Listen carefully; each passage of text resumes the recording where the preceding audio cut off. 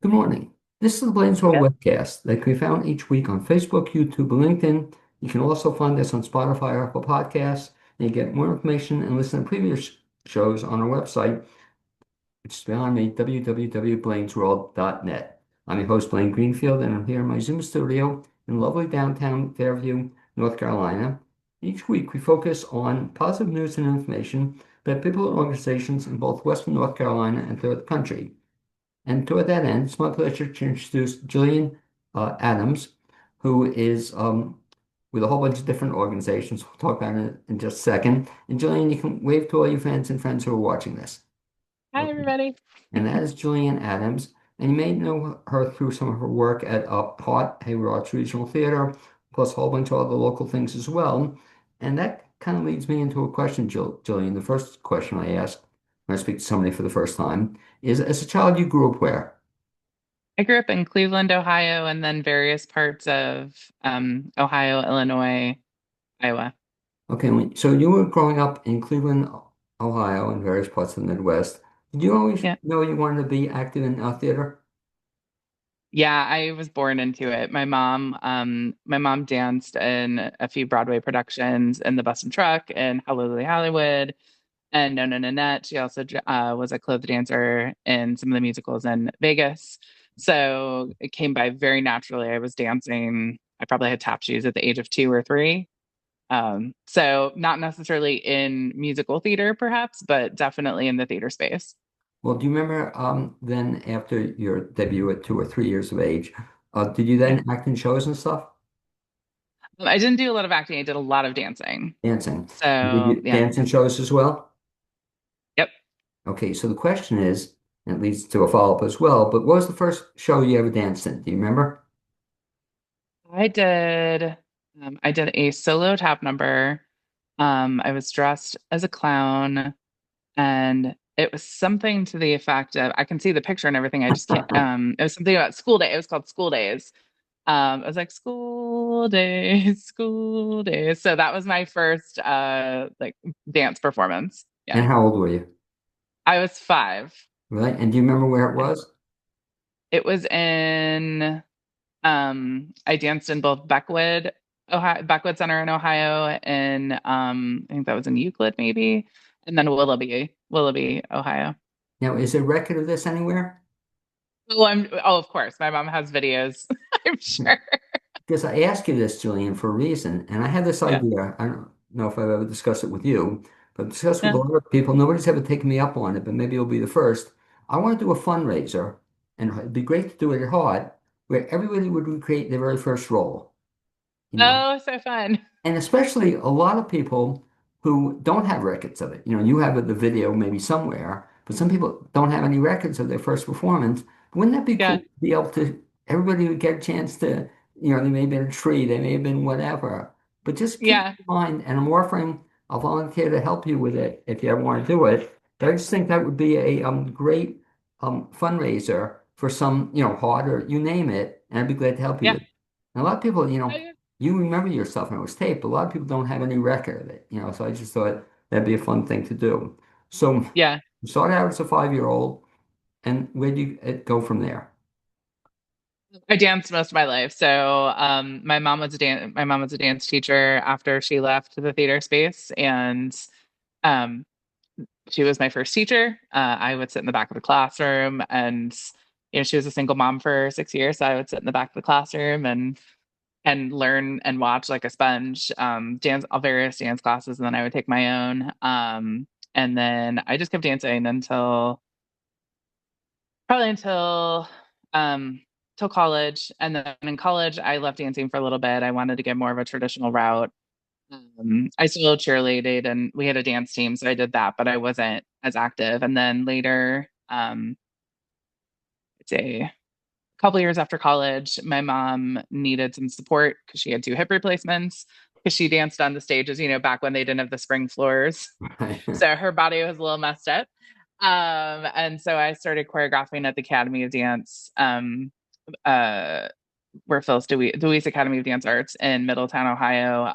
I started teaching there. So that was my first time really putting choreography on people's hands, like dance at high school.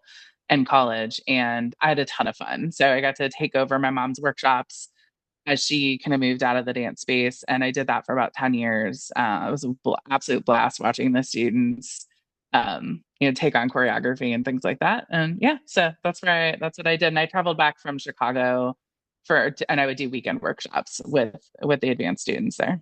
And that's how I met you. I forgot which show it was, but you were doing choreography for a local show. Is that how I met you the first time?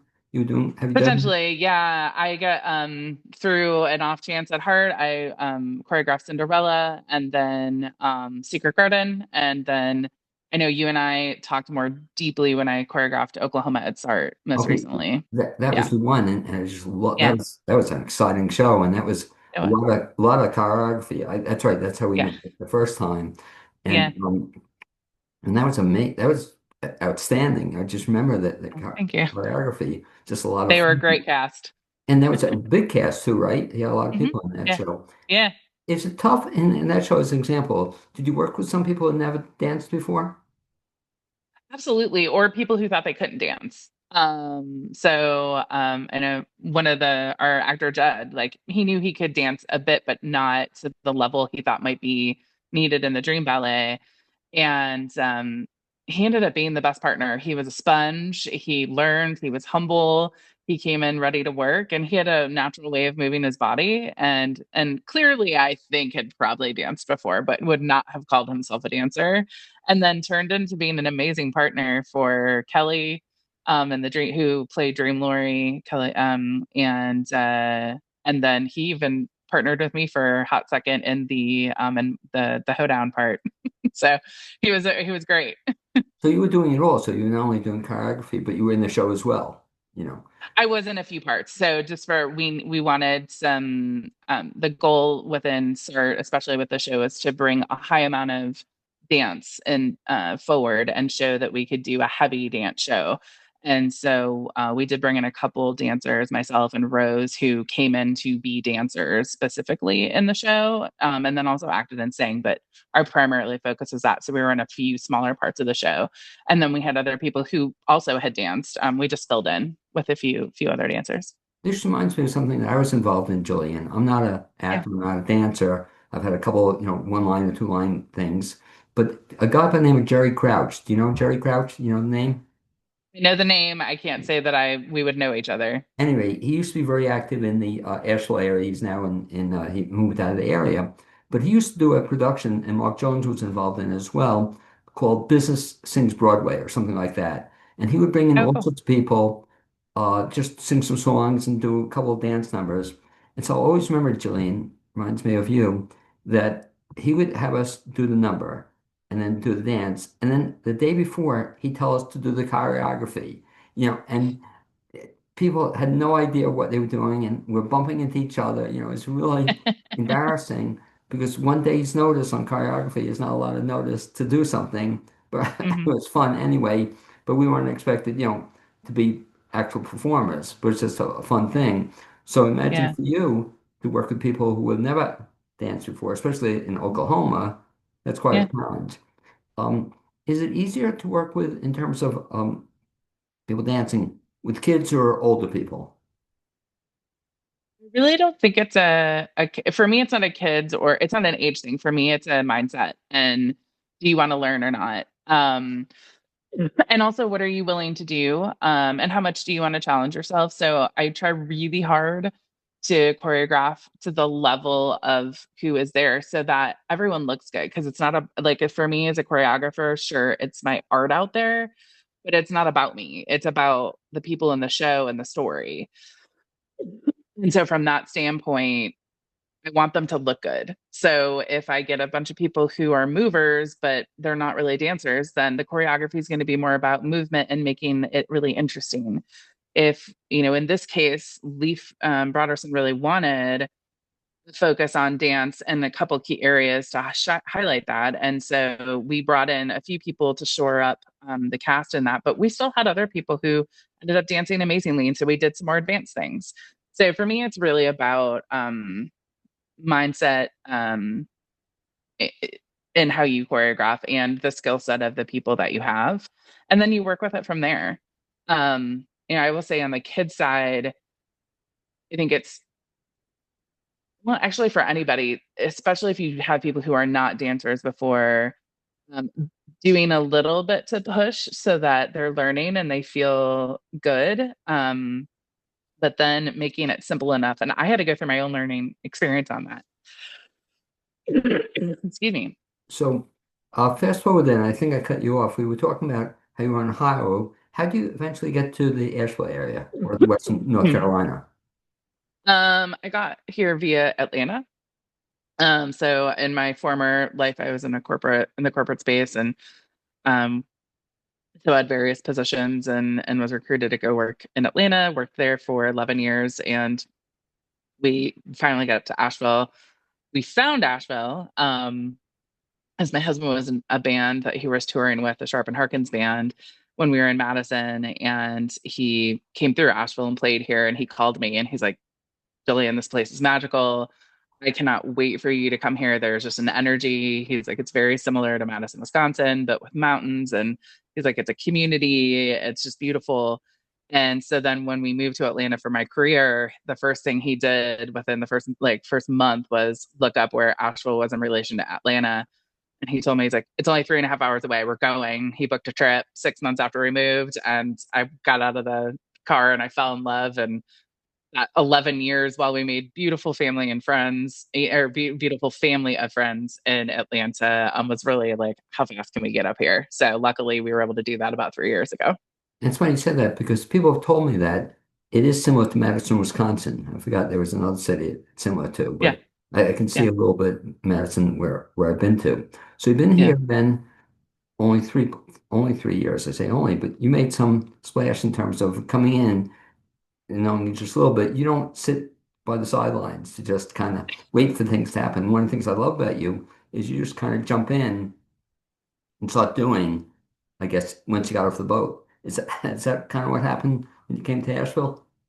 That I definitely started doing, but it was me that I was a lot of it's luck, and I really just put it to relationships that you build. And I was lucky enough to meet some amazing people, and one amazing person in particular who really kind of moved that trajectory for me, and helped me build my life here. And that's Rose Pillmore. So I had auditioned for Elf. We'd moved here in 2022. I saw an ad in Mountain Express for auditions for ACT for Elf, and I said, "Well, I don't know anybody. I don't know what's going on. I want to meet people. I'm going to go audition. We'll see what happens." I had a horrible audition from a vocal standpoint because I definitely had not worked on my singing a lot at that point. But I danced, and Rose laughs. She's like, wanted a dancer, and you came in, walked in, learned it real fast, then like came out, and then you auditioned with everybody else. And she goes, I yes, dancer. And so I literally only got in that show because I could dance. That was completely the crutch that I relied on. And I saw the But I show. made amazing friends, and Zoe Zalaki and Shelly Nielsen and Rachel Dibben, and then of course Rose. And Rose introduced me to Hart via because Jacob Wallace was choreographing Big Fish at the time. Rose said, "Come with me, meet this group. You don't know a lot of these people," and so I did. And I got cast in that show in the ensemble and met Candace and so many other amazing humans. And during that show, they had lost the choreographer for Cinderella, and so Rose and Jacob recommended me for Cinderella. So then I got to work with Kristen Hedberg and jumped into that in the middle of rehearsals for Big Fish, and then it kind of spiraled from there. Just like I said, I had a lot of cool opportunities come up, and just some amazing humans connecting me to other amazing humans. Did you do the choreography for Big Fish? I didn't. That was Jacob Wallace. Okay. And yeah, you Yeah. mentioned Jacob, just such a talented guy. I haven't seen him Yeah. around lately. Is he still in the area? Yes, he is, and he is going to be at in Heart Rouge at the Heart Rouge Experience next weekend on Saturday at our big fundraiser. Okay, very cool. He's just an amazing actor, and I just actor dancer. Just love watching him. So that's something to He's look a forward. beautiful dancer He is, and just what a and talented guy. choreographer too. Yeah. Yeah. So all of a sudden now, then you switch not allegiance, but you're in Hart. Do you live near Hart? Is that it, or where do you live? I don't. I live in Alexander, so about 15 minutes north of Asheville. Right at Chris, we're directly left of Weaverville. Okay, so that's a bit of a So trip to come to Hart sometimes. a little bit, about 38 minutes. It's not too Okay, bad. with no traffic. But anyway, um, all of a sudden, then, so you're doing all these things at Hart, and then talk about the Mhm. fact that then you become president of the board. How'd that take place?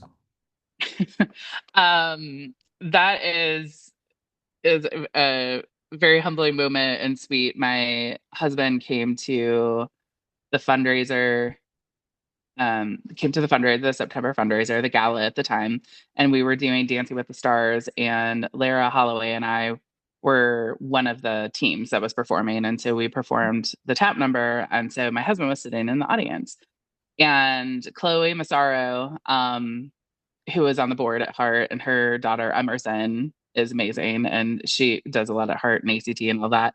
She was talking to my husband. They had no idea who the others were, and my husband was talking about my background and apparently talking me up. And love that man. I'm very lucky to have him as a partner. And Chloe's like, well, I need to.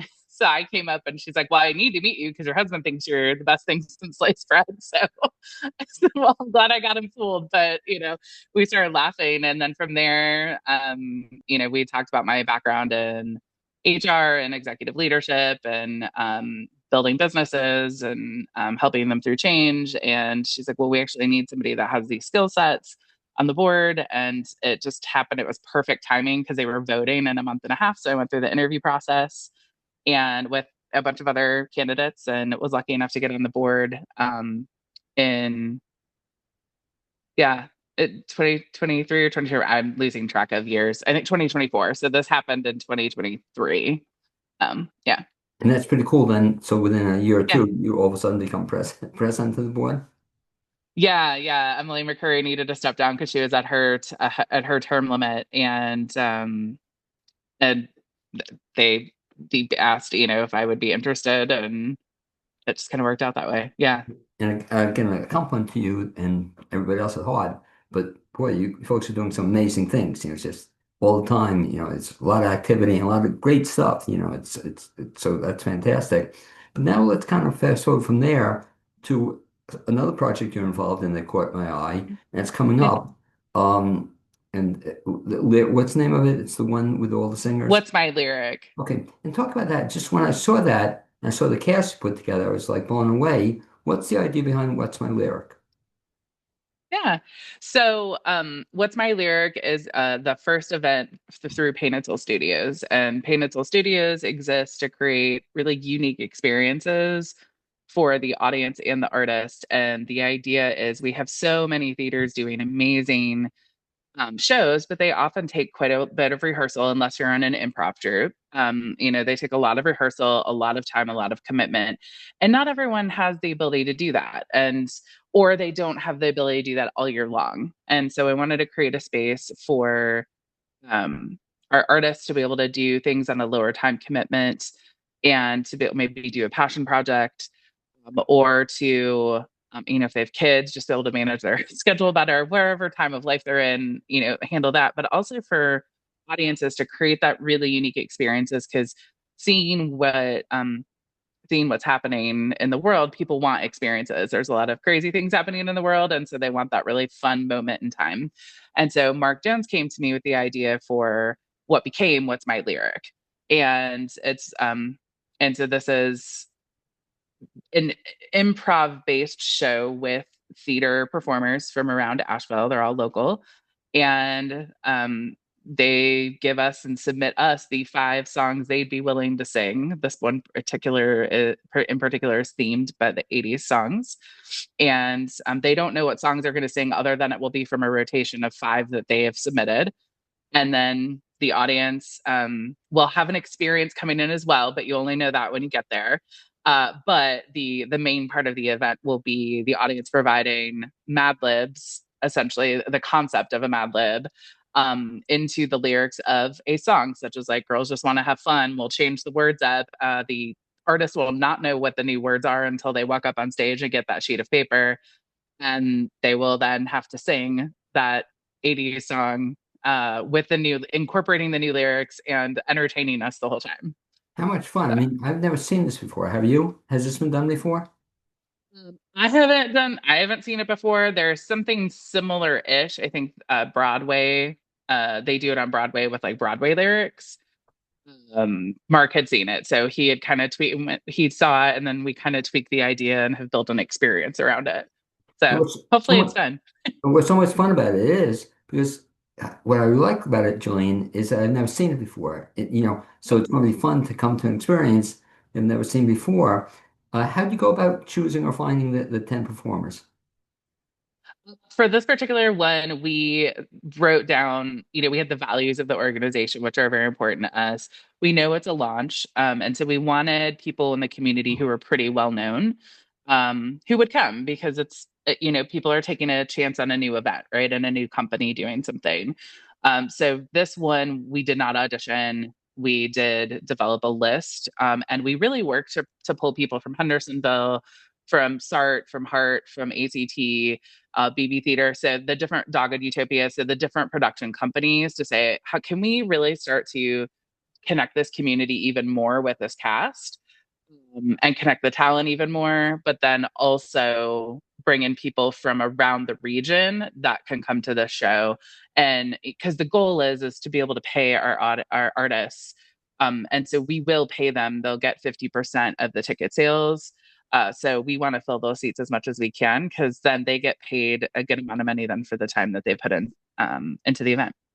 And talk, if you would, then the cast, which is just I find incredible. But mention the people in the cast, if you would. Yeah, so we have Joby Lavery. He's seen in lots of different things around Asheville. Um, and I first met him during Elf. Schwa Silex as well, who you've seen most recently in Into the Woods and was the music director for Something Rotten at Hendersonville Theater.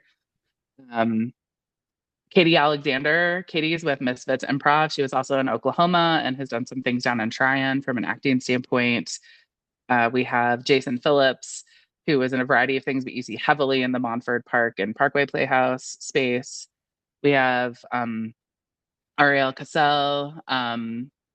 She was in Xanadu with me with Dogged Utopia, and she's been in other things in the past, but has taken a little bit of a hiatus. So we were hoping we could get her to kind of bring her back into the fold because she's amazing and fun to watch. Then we have, and I'm going to sit here and blank, like right when I'm getting interviewed on everybody that I have. We have Murray Starling, who just was the lead Nick in Something Rotten and is just hilarious. And you've seen in a lot of different things. They've started to work at ACT quite a bit as well. And then we have some people from the Heart crew. So Candace Dickinson, who is our artistic director at Heart. And not everyone gets to see her perform. They get to see her perform in Anything Goes, but typically she's behind the scenes now, and she's phenomenal. So excited she's going to come into Asheville. Matt Edwardson, who has been used to perform at Parkway and ACT, but they moved out to Waynesville, and so now he primarily performs at Heart. He's a beautiful trained opera singer, but his songs are going to be more in the Def Leppard range. I'm really excited for that. Then we also have Greta Schultz. She's been in a lot of things at Heart, and then also she's done some work with Dogged Utopia as well. So really fun group of people. Just want to make sure I didn't miss anybody. No, I did not miss anybody. So we've got 10 performers. I'm real excited. Have these people done the improv type thing like this before? Um, Katie and Jason, yes. I think, some,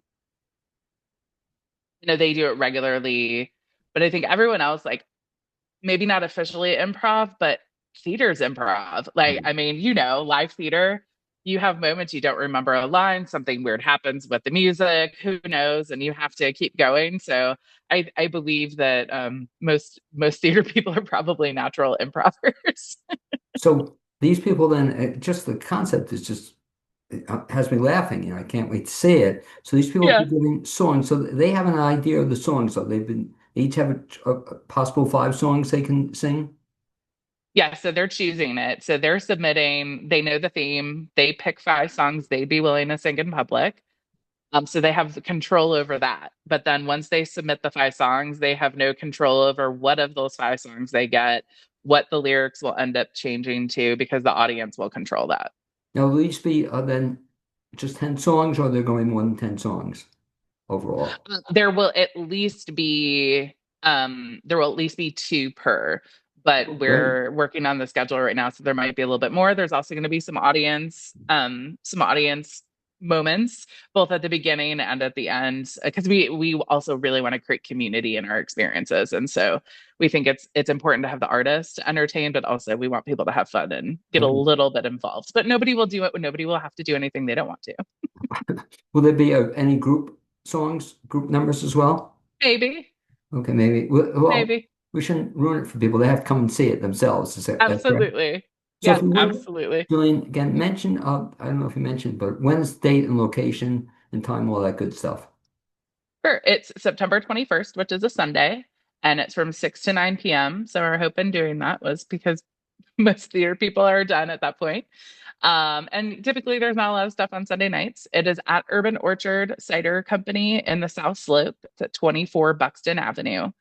Yeah, so I'm excited. They've been incredibly supportive of the community in general, and have often given space for performances or different things, just to be helpful. So I'm excited to be able to partner with them. And I'm not familiar with the location. You were telling me off the air, it's a big enough location. You have how many seats in there? There are 200, and it's they have a capacity of 210. Okay, which is quite a nice size. And then Yeah, can people get tickets in advance if they want? they absolutely can. They go to paintedsoulstudios.com. They can reach out to any of the members. They can go onto our Facebook page. There's a QR code. If know me on Facebook, I have it posted there as well. So we have a QR code that takes you right to buy your tickets, and it's $10 plus tax. I think it averages to about 10.73. It explains it directly on the ticket, based on our taxes. But yeah, Which is like very reasonable for evening out on a Sunday night. I can't believe it's totally. so reasonable. And what I like what you're doing about this, Jillian, and you mentioned, but if you comment again on it, the fact that you believe, as do I, that theater people should actually get paid to do work. Can you imagine? And Right. I don't know if you and I ever had a discussion, but someday we'll talk about the fact that I still don't get it that musicians get paid, but actors don't necessarily. So I always thought Mhm. there's something kind of unfair with that process. Not that musicians don't get paid, but I think actors deserve to get paid. So I love the idea of Right. being that. So everybody's in this is going to get paid. Absolutely. Everyone will get paid. The actors get 50% of whatever comes in. It goes into a fund, and then they'll get split evenly. I'm only taking money for costs, and Mark's taking a little bit of money for his work, but it's truly, we're bringing in as many as possible to do that. And we've asked artists too, so please publicize it, because the more people that come, the more people have fun, and then the more money you get paid as well. So yeah. And I like how you said that, Jillian, because I have a thing that it's a shame that some actors do a great job publicizing their own work, but some Mhm. don't. It always kind Mhm. of bothers me, and I have the Yeah. philosophy that um, from a guy, Ken Blanchard, if you don't toot your own horn, somebody else will use it as a spittoon. And Yeah. so it's amazing. You look on Facebook and other social media, some people promote the heck out of what they're doing, but some people don't mention it at all. And it's a shame because the more people spread the word, the more the word gets out. After Yeah. this, Julian, we'll talk about the rest of the next couple of months at least. Can you highlight maybe just a couple of things that one Heart is doing? So as incredibly as this is going on, Heart's already in the middle of something, and what are you in the middle of right now?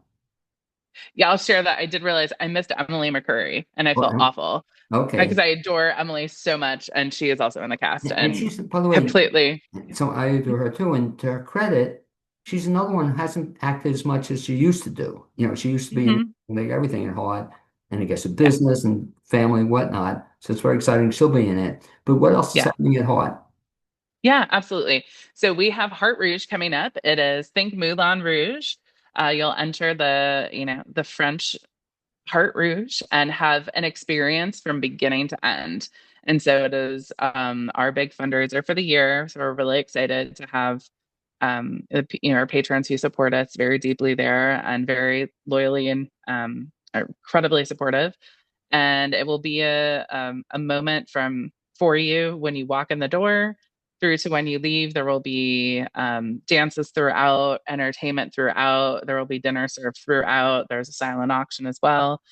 So we're hoping it's a really full blown experience. And when is that? That is September 13th at 6 p.m. Okay. And so Yeah. as that's going on, again, one of the incredible things about Hard is they're also doing 27 other things simultaneously.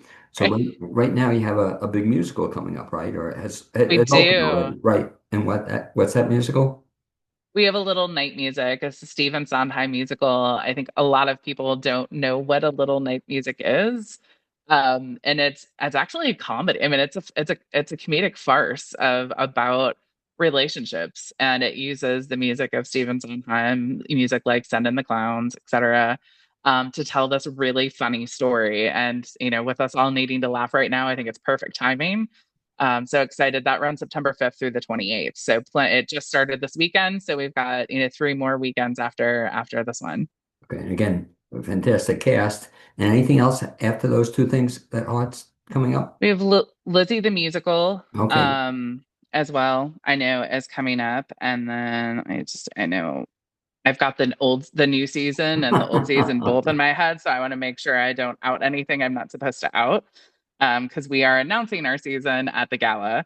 So that wouldn't be fair for me to share that. We have our fall classes coming up as well. So that's something I think a lot of people don't know in Asheville is we have a tremendous kids program as well.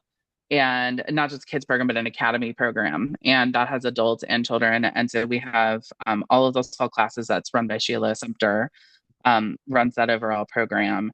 And then we have our improv jam tonight. So if people don't know, we have an improv troupe, Parking Space Comedy, through Heart, and they have jams once a month on Sunday afternoons or Sunday evenings, so, around 6:30 p.m. So that's another fun way to get involved. And then Beetlejuice Junior is November 14th through the 23rd.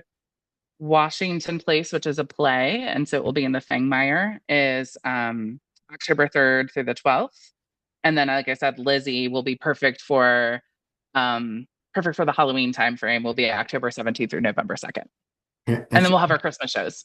And shout out, if I can mention to somebody you mentioned, but to Sheila Sumter, she kind of helped change my whole way of thinking about kids programs because her kids Oh, programs are unlike anything I've ever seen. And yeah, what's so exciting for me, Jillian, is to see some of her kids programs, and they're absolutely great. And then to see a lot of those folks become actors in the regular Heart programs, and shows. So it's so much fun to yeah, watch them grow.